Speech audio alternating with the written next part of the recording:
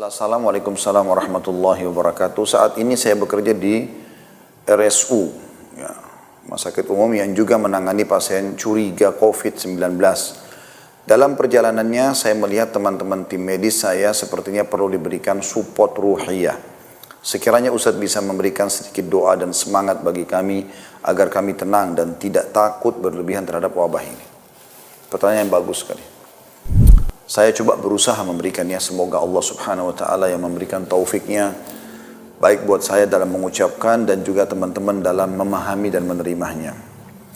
Yang pertama, yakinlah teman-teman sekalian, adalah takdir Allah subhanahu wa ta'ala. Qul la yusiban illa ma kataballahu lana. Tidak ada sesuatu yang akan menimpa kami kecuali yang sudah Allah takdirkan kepada kami. Dan Allah subhanahu wa ta'ala itu maha melihat, maha mendengar, maha mengetahui. Andai saja kalau ada penyakit menular begini, kemudian semua orang Allah buat kena, maka tidak akan ada orang yang bisa mengurus satu sama yang lainnya. Tapi rahmat Allah luas. Allah menimpakan kepada siapa yang dia inginkan, dan Allah juga menyelamatkan dari siapa yang dia inginkan. Dan kalau saya sangat yakin, berdiri di garda-garda depan sebagai tim medis, mengobati orang dengan niat tulus, saya sangat yakin Allah SWT akan menjaga Anda. Tapi kan Ustadz, ada juga orang yang meninggal dunia. Ya, itu ajal. Itu ajalnya. Selama ajal Anda belum datang, tidak akan meninggal dunia. Mustahil.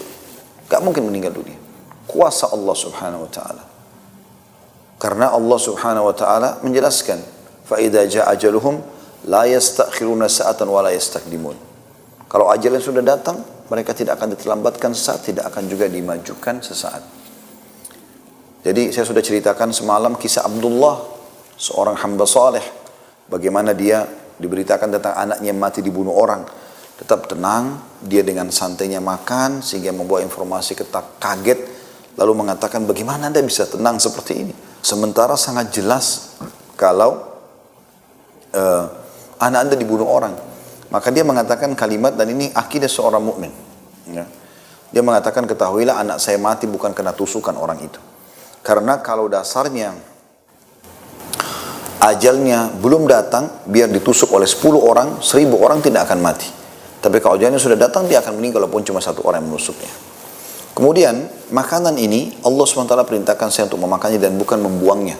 Kalau saya ikuti saran Anda tadi dengan kaget melempar piring ini, dan akhirnya saya urus anak saya, kemudian saya ketakutan, saya membalas dengan membabi buta, maka saya berdosa karena membuang makanan mubadzir. Saya juga membabi buta, membalas keburukan dengan keburukan, juga itu adalah sesuatu yang buruk, ya.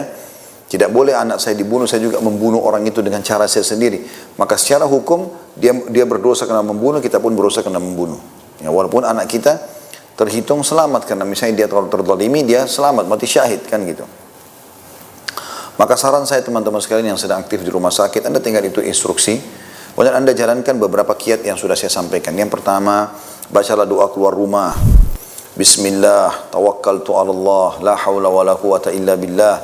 Kata Nabi SAW, siapa yang kalau mau keluar rumah, baca dengan nama Allah. Aku berserah diri kepadanya, tidak ada dan kekuatan kecuali miliknya. Ya, kecuali Allah subhanahu wa ta'ala akan menjawab mengatakan, kamu telah diberikan, kamu telah mendapat petunjuk. Ya, kamu telah tercukupi, ya. Kamu sudah terjaga. Jadi memang jelas sabda Nabi SAW.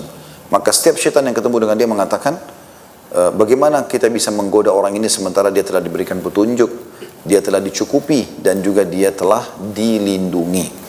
Dilindungi sini dari segala macam hal, bukan cuma COVID-19, apa saja yang membahayakan Anda, kalau Anda baca ini aman.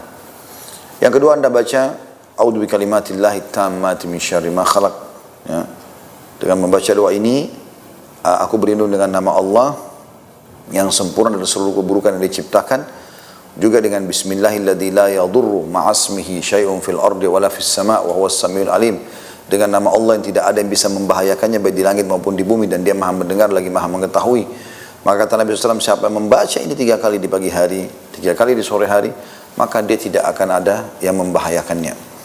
Anda baca doa, ya. Doa-doa, zikir pagi kalau mau keluar rumah, zikir pedang kalau pulang dari rumah. Banyak. Allahumma inna nas'alukal afwa wal afiyah. Ya Allah, aku minta kepadamu keselamatan. ya, dan juga kesehatan di dunia wal akhirah, di dunia dan di akhirat, gitu kan. Allah mahfadni min baini yadayya, ya Allah jagalah aku dari depanku, wa min khalfi dari belakangku, wa yamin dari kananku, wa an shimal dari kiriku, wa min fawqi dari atasku, wa a'udzu bi 'azamatika an uqtala min tahti, dan juga aku berlindung kepadamu jangan sampai aku tertimpa masalah dari bawah kakiku, kan begitu. Jadi Anda lakukan ini, baca zikir-zikir ini ya. Berdoa kepada Allah Subhanahu wa taala. Yang kedua Anda berdoa setelah zikir, yang kedua Anda berdoa kepada Allah Subhanahu wa taala.